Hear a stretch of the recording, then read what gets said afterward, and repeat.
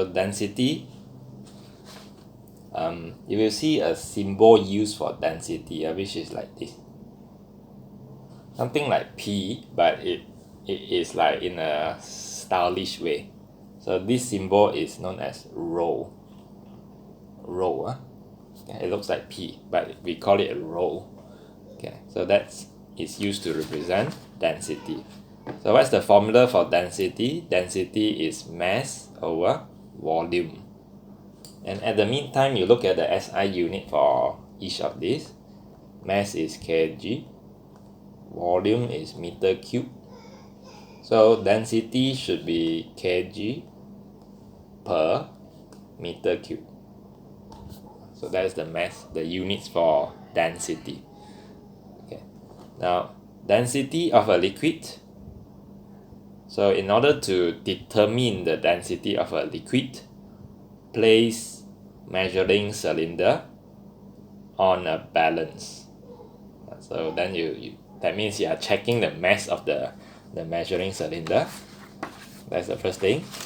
Okay, then we continue. Fill measuring cylinder with the liquid. Okay, so of course the balance will show a greater reading. So that is the change in mass.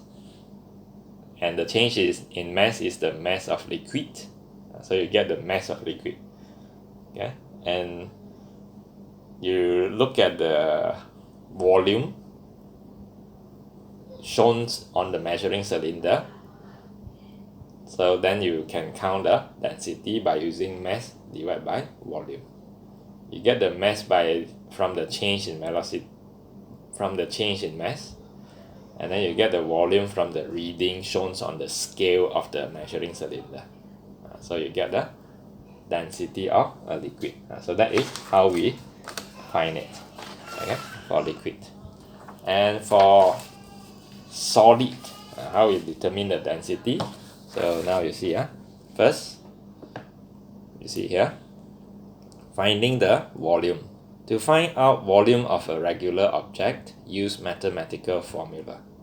So it depends on whether it's a regular object or not. Regular object is like cuboid, or maybe sphere. Okay, so regular objects, cylinder, you can use mathematical formula. But to find, yes. Rocks are also regular object, right? Rocks normally irregular, because rock can take any shape, right? So where you can't use mathematical formula to count, so then it's counted as irregular object. Yeah. So if you have irregular object, you can't find out the volume by using mathematical formula, and because of that, you have to put the object, for example rock, into a measuring cylinder with water, and the rise of water is the volume of the object. Yeah, so you can see rise in water, and that is the volume. Okay, you get the volume now. Now how to find the mass? Weight object on a scale and use formula. So you use a scale to weight the object. Maybe you can use spring balance to get the weight straight away, or you can just use normal balance to get the mass. Then you do weight equal to mass times gravity, to get the weight. So once you get the volume and mass, then you can divide the mass with volume to get the density. So we have done density part. Okay, so let's see the next subtopic, flotation. So to know whether an object float or sink, so you see this example, orange without skin, sink. Orange with skin, float. Okay, so let's see the explanation here. The density of water is 1 gram per cm cube. If an object has a greater density than that, then it will sink in water. So this is the example. So we know that this orange without skin having density greater than 1 gram per cm cube. Greater than 1. And if the object's density is less than that, then it will float in water. So the orange with skin float, that means its density is less than 1. So example, an orange with its peel, so that means the skin, has a density of 0.84 gram per cm cube, less than 1, right? So that's why it floats. We can predict that it will float because it is less than 1 gram per cm cube. We can also say that an orange without its peel, this one, without its peel, without its skin, which has a density of 1.16 gram per cm cube, will sink because it is greater than 1 gram per cm cube. So the idea is kind of direct here. Okay. So we have done this part about density. Now let's move on.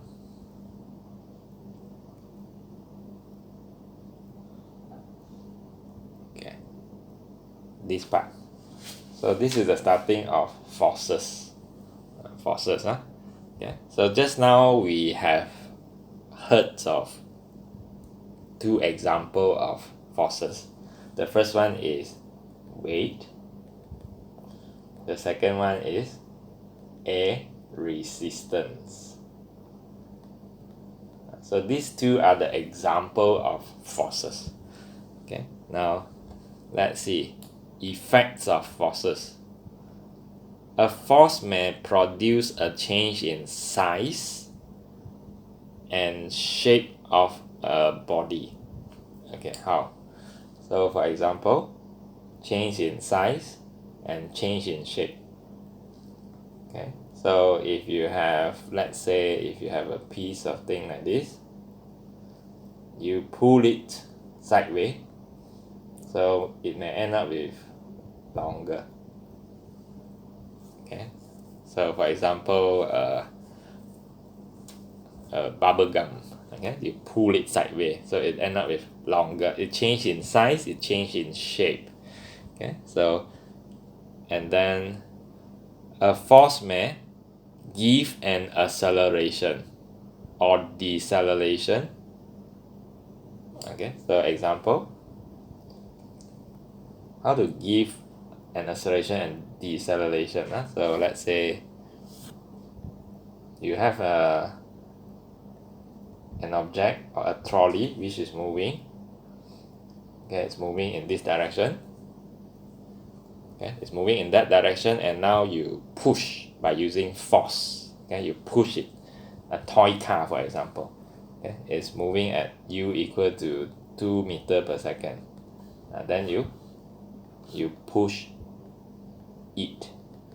Logically, it will move faster because you push it. So let's say v equal to 5 meters per second. So when you push it, that means there is a force acting over there. So it moves faster. It causes deceleration also. How? Okay, so it depends on the direction that you push, So if you push in this particular way to the right, of course it's getting faster. The motion is to the right. You push it to the right, it is getting faster.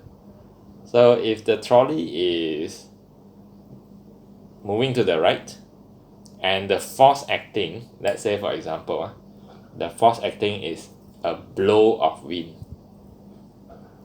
Okay, a blow of wind acting in this way. A blow of wind acting in the opposite way. So in that case, you should expect the trolley or the car to slow down. Blow of wind slow it down. Why? Because it acts in the opposite direction. Okay, slow down, and that is called deceleration. Okay, so that's why we have this point here, causes acceleration and causes deceleration, or a change in direction. So let's say a trolley is moving to the right, so you push the trolley in a particular direction where, let's say, you push into the screen, the force is into the screen, and then you should expect the trolley to move into the screen as well. So that is where they change direction. So of course all this is affected by the direction of the force. So to the right, make it faster. To the left, make it slower. Push into the screen, make it change in direction. Okay. Now, next point. If there is no resultant force acting on a body, resultant force again. Just now you already heard once. Resultant force is weight minus A resistance. This is not the only formula to find the resultant force. We have other way to find resultant force. Okay, I will show you more later. But no matter how, when there is no resultant force, it either remains at rest or continues at constant speed in a straight line. Okay, so that means they are trying to tell us two information. If there is no resultant force, object that is initially at rest will remain at rest. Object that is in motion will move in constant speed. Okay, so that is the two information that they are trying to tell us. Okay, so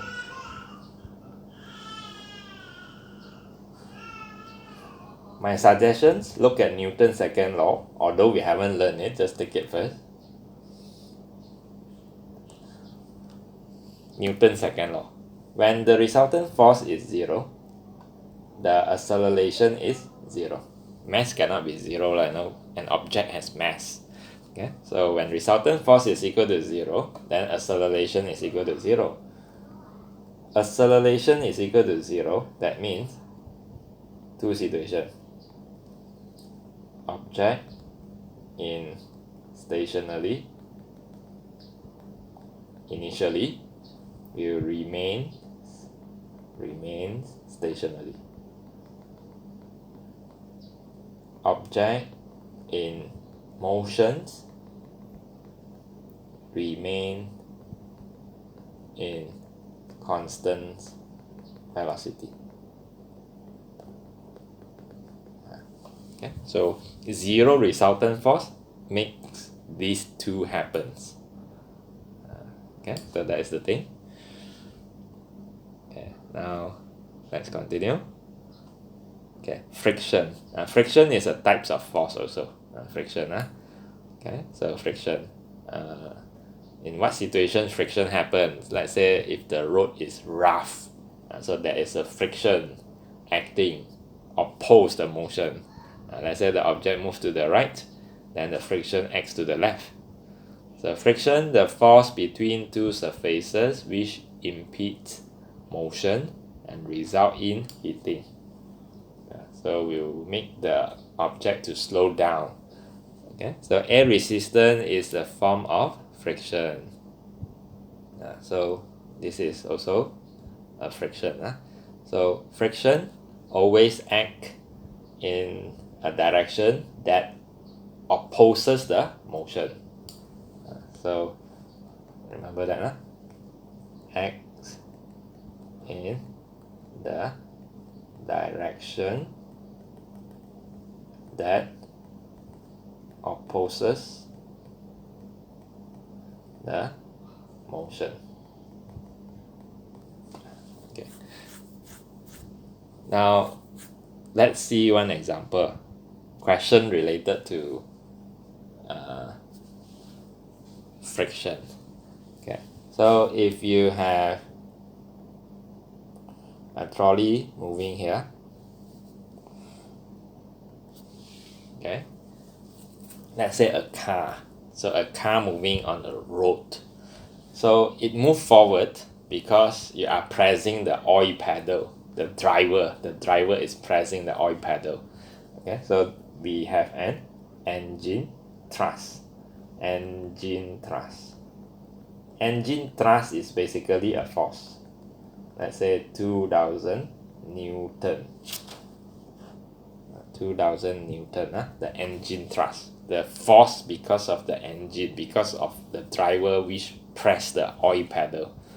Okay, then after that, the road is rough and there is a friction which acts in the opposite direction because the car is moving forward, right? So the friction is acting backward. So let's say the friction because of the roughness of the road. Let's say this is 1500 Newton.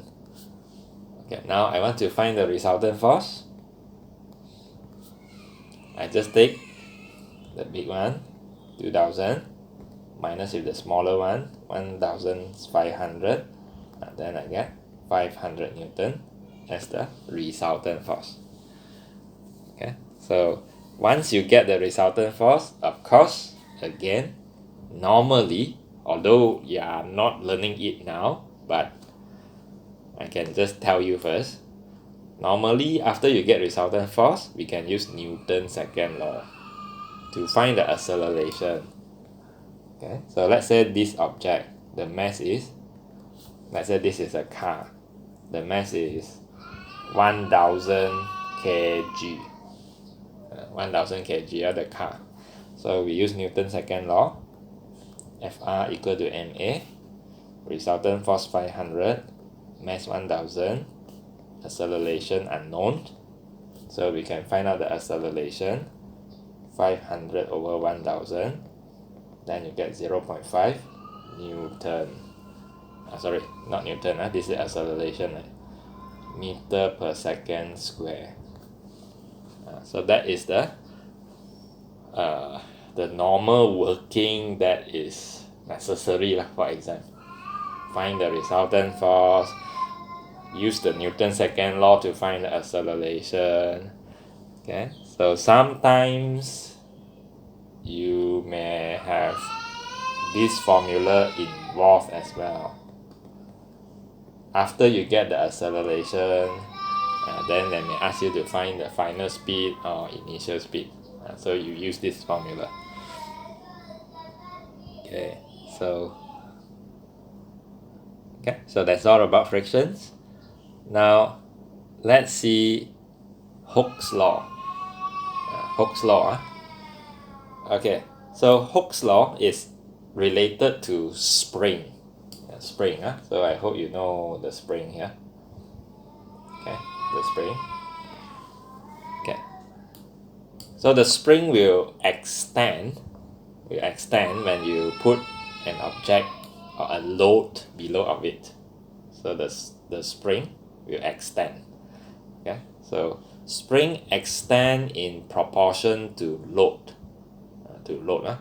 That means if you put the heavier the load, right, so the more the spring extend, and as long as they are under their proportional limit.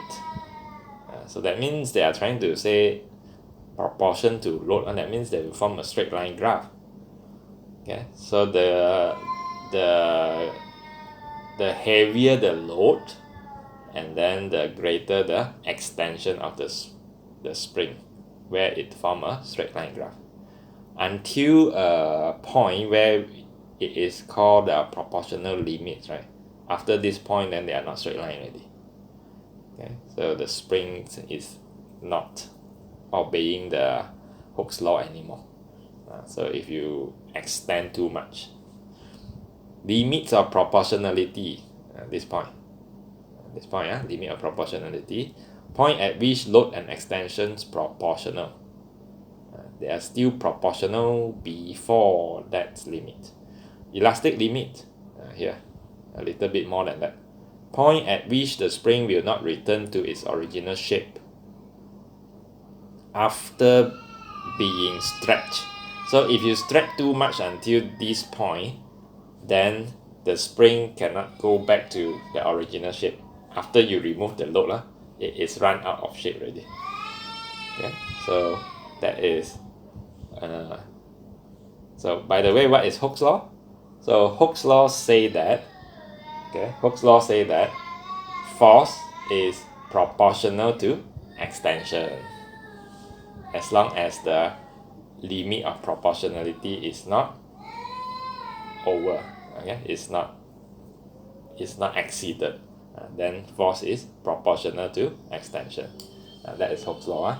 Hooke's law say that extension is proportional to force. That is Hooke's law. Okay. Because of Hooke's law, we have a formula. So the formula is here: the load, which is force. You know, from mathematics, we learn something like this. If something is proportional to something, right? So at the end, we can form equation by using a constant. We learn this from mathematics, of course. From proportions, we get equation where a constant is introduced there. So this constant is for our case here, the constant here is the spring constant. So force equal to spring constant multiplied with extension. So then we get the formula. Okay, so how to use this formula? I give you one example.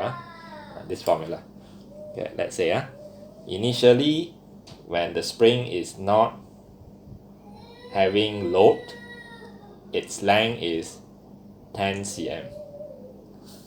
Now you hang a load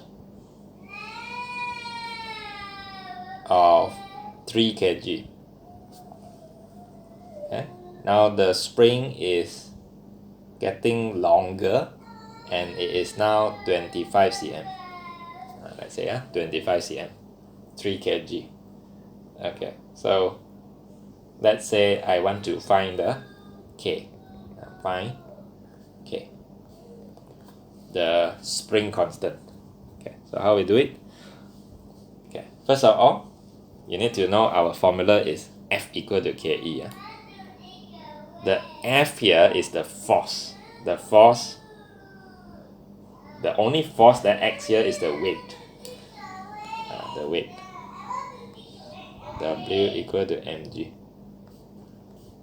3 times 10. 30 Newton. 30 Newton. The weight is 30 Newton. Okay, the weight is 30 Newton. The extension, how to count? Extension is basically the difference in length. You see 25 minus 10 is 15 cm. 15 cm is 0.15 meter. So we get the extension. We have to use SI unit, use meter. Now F equal to KE. 30 K 0.15. So we get the K. Just divide.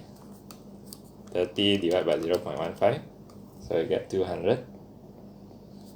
So this is the spring constant. Or maybe you're wondering what unit should I put? Spring constant. Okay, so there is a common sense there. You rearrange the equation. K equal to F over E. Newton, meter. So Newton divided by meter, Newton per meter. That is the spring constant. Okay, so one more extra thing about spring constant is if the spring constant is higher in value, right, the spring is hard to extend. Okay, it's hard to extend. So that is one extra information about spring constant. Okay, so that means the spring is hard. Okay, now final part, F equal to ma. Okay, so force equal to mass times acceleration. Just for your information, we normally put in small letter in this way. F equal to ma. We don't put capital letter. F capital letter, mass and acceleration small letter. So force measured in newtons. 1 Newton is the amount of force needed to give 1 kg an acceleration of 1 meter per second square. So what are they talking about? So you see, F equal to ma. When F is 1 Newton, mass is 1 kg, acceleration is 1 meter per second square, and then we will be able to understand 1 Newton, where 1 Newton means a mass of 1 kg has an acceleration of 1 meter per second square, and then the force is 1 Newton. So F equal to ma. So we already talked about F equal to ma based on Newton's second law. F equal to ma. The F is actually the resultant force. Resultant force equal to mass times acceleration. Okay, so we have done this part. Okay, now let's practice. We do some question first. Okay, question on page 16. So this question is related to force. So A, state why force is a vector quantity. Okay, so vector quantity. You know, we have scalar quantity, vector quantity. So vector quantity has magnitude and direction. Yes, magnitude and direction. Okay, so we just need to say that. So force has magnitude and direction.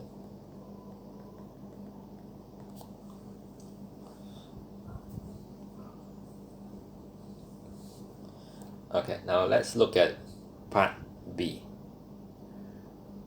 A 20 Newton force and a 15 Newton force act at the same time on an object of mass 14 kg. Calculate the maximum possible force on the object due to these two forces. So imagine, this is your object of mass 14 kg. The force can act in different kind of direction. For example, 20 Newton act here, 15 Newton act here, or 20 Newton act here, 15 Newton also act here. Okay, so and so on. Okay, there are many other possibilities. To find out the maximum possible force, it is actually the resultant force.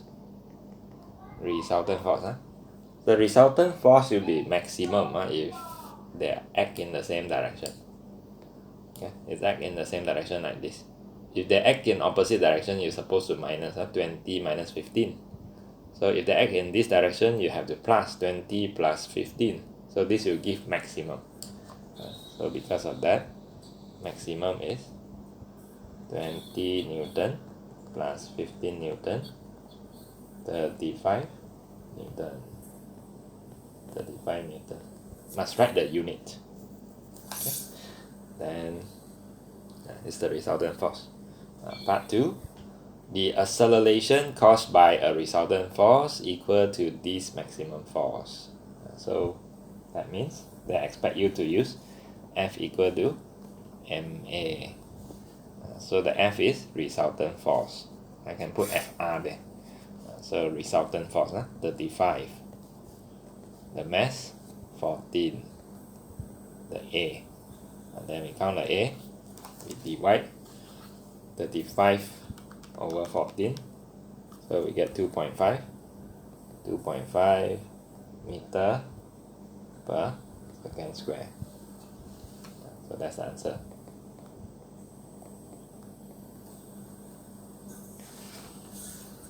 Okay, so this is the related question that we can do so far. Of course, there are part C on the right. It's not suitable to practice this now.